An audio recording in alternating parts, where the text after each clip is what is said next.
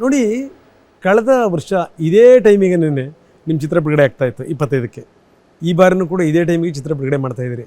ಏನೇನು ಡಿಸೆಂಬರ್ 25ಕ್ಕೂ ನಿಮಗೆ ಏನಾದರೂ ಒಂದು ಭಾವನಾತ್ಮಕ ನಂಟಿದೆಯಾ ಸುದೀಪ್? ಆ ಥರ ನಂಟಂತ ಬರಲಿಲ್ಲ. ಒಂದು 100% ಸೀಸನ್ ಅಂತ ಬಂದರೆ it is a very good season two release film.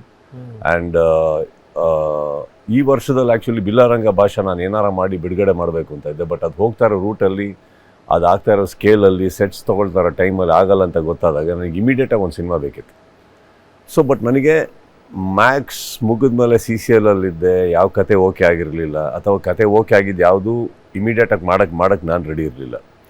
So ಈಗ ಆ ಟೈಮಲ್ಲಿ ವಿಜಯ್ಗೆ ಒಂದು ಲೈನ್ ಹೇಳಿದ್ರು, ವಿಜಯ್ಗೆ ಮತ್ತೆ ಕರೆಸಿದೆ. ವಿಜಯ್ ಏನಾರು ಮಾಡೋಣ, ನಾವು ಮಾತಾಡ್ಕೊಂಡಿದ್ವಲ್ಲ ಅಂತ. ಸರ್ ನಾವು ಮಾಡೋಣ, ಒಂದು ಕತೆ ಇದೆ ಅಂತ ಅವ್ರು ಆಲ್ರೆಡಿ ನನಗೆ ಜನವರಿ ಎಂಡಲ್ಲಿ ಹೇಳಿಬಿಟ್ರು. ಸೊ ಅದು ಟೈಮ್ ಆಯಿತು ತೊಗೊಳೋದಕ್ಕೆ. ಎಲ್ಲ ಪ್ರಿಪ್ರೇಷನ್ಸಲ್ಲಾಗಿ ನಾವು ಜೂನಲ್ಲೇ ಹೋಗೋಣ ಅಂದ್ಕೊಂಡ್ವಿ. ಬಟ್ ಜೂನಲ್ಲಿ ಇನ್ನೊಂದು ಚೂರು ಸ್ಕ್ರಿಪ್ಟ್ ಲೆವೆಲಲ್ಲಿ ಇನ್ನೊಂದು ಚೂರು ಡಿಸ್ಕಷನ್ಸು, ಕೆಲವ್ರದ್ದು ಡೇಟ್ಸು ಅದೆಲ್ಲ ನೋಡಿದಾಗ ಐ ಥಿಂಕ್ ಜುಲೈ 5ಗೆ ನಾನು actually last time press meet ಮಾಡಿದ್ದು. ಜುಲೈ 7 ಸ್ಟಾರ್ಟ್ ಮಾಡಿದ್ವಿ. ಆ್ಯಂಡ್ ಜುಲೈ 7 ಸ್ಟಾರ್ಟ್ ಮಾಡಿದ್ಮೇಲೆ ಈ ವರ್ಷ ಒಂದು ಬಿಡುಗಡೆ ಆಗಲೇಬೇಕು ಒಂದು ಸಿನಿಮಾ ಅಂತ ಒಂದು ಬಂತು. ಅವಾಗ ನಮಗೆ ಕಾಣಿಸಿದ್ದು ಡಿಸೆಂಬರ್ 25. ಆಗಲೇಬೇಕು ಅಂದರೆ ಅವತ್ತಿಗೆ ಹೇಳಿಬಿಟ್ಟೆ ಮಾಡೋಣ ಒಂದು ಚಾಲೆಂಜ್ ನಮಗೆ ನಾವು ಹಾಕೊಳ್ಳೋಣ. ಇಲ್ಲಿ ಯಾರಿಗೂ ಖುಷಿ ಪಡಿಸೋದಕ್ಕಲ್ಲ. I always believe in that sir. ನಮಗೊಂದು ಚಾಲೆಂಜ್ ಇರಬೇಕು ಯಾವಾಗಲೂ. ಆ ಚಾಲೆಂಜ್ ನಾನು ಹಾಕೋತೀನಿ. ಹಾಕ್ಕೊಂಡು ನಿಂತ್ಕೊಂಡೆ, ಎಲ್ಲರೂ ನನ್ನೊಟ್ಟಿಗೆ ನಿಂತರು, ನುಗ್ಗಿದ್ವಿ. ಓಕೆ. ಈಗ ನೋಡಿ, ಈ ಕಳೆದ ವರ್ಷದ ಸಿನಿಮಾ ನಿರ್ದೇಶಕರನ್ನು ವಿಜಯನೇ, ಈ ಚಿತ್ರದ ನಿರ್ದೇಶಕರು ವಿಜಯನೇ.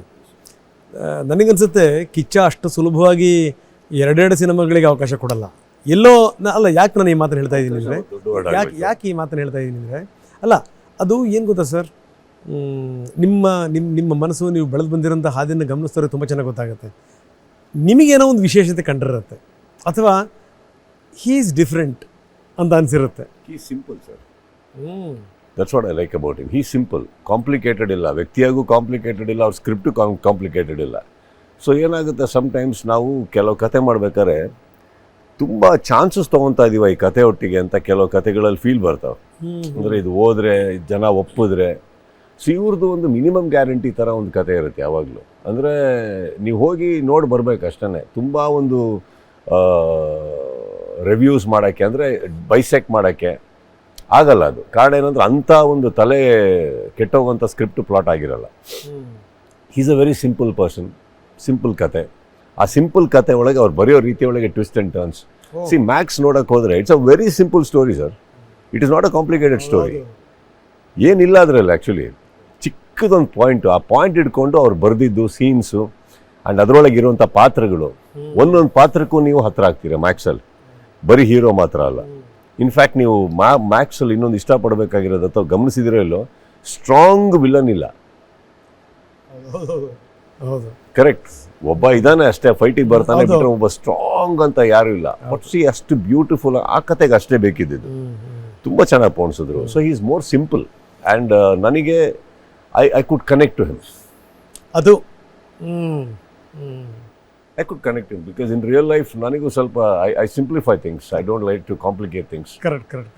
And simplified ಆಗಿ ಚೆನ್ನಾಗಿರುತ್ತಲ್ಲ, ಆರಾಮಾಗಿ ಹೇಳ್ಬೋದಲ್ಲ. ನೀವು ಮಾತ್ರ ಹೇಳಿದ್ರಿ ಆ ಸಿನಿಮಾದಲ್ಲಿ ಏನೂ ಇರಲಿಲ್ಲ ಸರ್ ಅಂಥದ್ದು ಅಂತ. ಯಾಕಂದರೆ ನೀವು ತುಂಬ ಚೆನ್ನಾಗಿ ಅಡುಗೆ ಮಾಡುವಂಥವ್ರು, ತುಂಬ ಚೆಂದ ಅಡುಗೆ ಮಾಡ್ತೀರಿ. ನಿಮಗೆ ಮಸಾಲೆ ಎಷ್ಟು ಹಾಕಬೇಕು ಅಂತಲೂ ಗೊತ್ತಿದೆ, ಎಷ್ಟು ಮಟ್ಟಿಗೆ ಬೇಯಬೇಕು ಅಂತಲೂ ಗೊತ್ತಿದೆ, ಅದು ಎಷ್ಟರ ಮಟ್ಟಿಗೆ ತಳ ಹಿಡಿದಂಗೆ ಅದನ್ನು ತೆಗಿಬೇಕು ಅಂತಲೂ ಗೊತ್ತಿದೆ.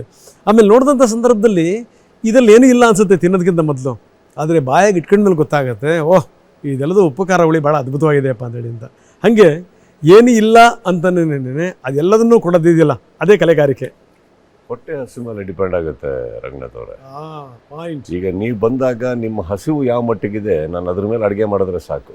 ಇವಾಗ ನಿಮಗೆ ಹೊಟ್ಟೆ ತುಂಬಿದ್ದಾಗ ನಿಮಗೇನೋ ತೃಪ್ತಿ ಪಡಿಸ್ಬೇಕು ಅಂದಾಗ ಕೊಡೋ ಅಡುಗೆ ಬೇರೆ ಆಗುತ್ತೆ. ಹಸಿವಿದ್ದಾಗ, ತುಂಬ ಹಸಿವಿದ್ದಾಗ ಕೊಡೋ ಅಡುಗೆ ಬೇರೆ ಆಗುತ್ತೆ.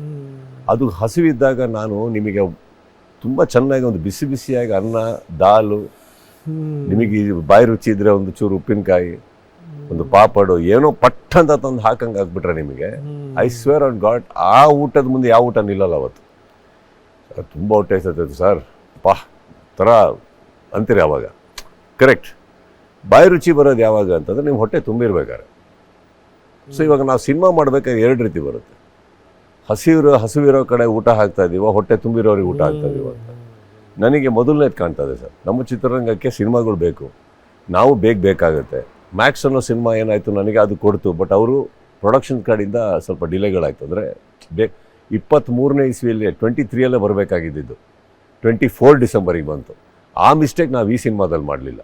ಪ್ರೊಡಕ್ಷನ್ ಅವ್ರನ್ನ ಕೂರಿಸ್ಕೊಂಡು ನಾವು ಯಾವ ಸ್ಪೀಡಲ್ಲಿ ಇದೀವೋ ನೀವು ಅದೇ ಸ್ಪೀಡಲ್ಲಿ ಇರಬೇಕು, ನಾವು ಒದ್ದಾಡ್ಕೊಂಡು ನೀವು ಹೆಂಗೆಂಗೋ ಇರೋದಲ್ಲ ಅಂತ ಅಂದು ಎಲ್ಲರೂ ಒಂದೇ ತಟ್ಟೆಯಲ್ಲಿದ್ವಿ. ನಾವು ಆರಾಮಾಗಿ ಮಾಡ್ಕೊಂಡ್ಬಂದ್ವಿ ನಾವು. ಆಮೇಲೆ told you know, sometimes Vijay ಬಗ್ಗೆ ನೀವು ಕೇಳೋದು ಅದಕ್ಕೆ ಹೇಳಿದ್ದು ಹೀ ಸಿಂಪಲ್ ಅಂತ.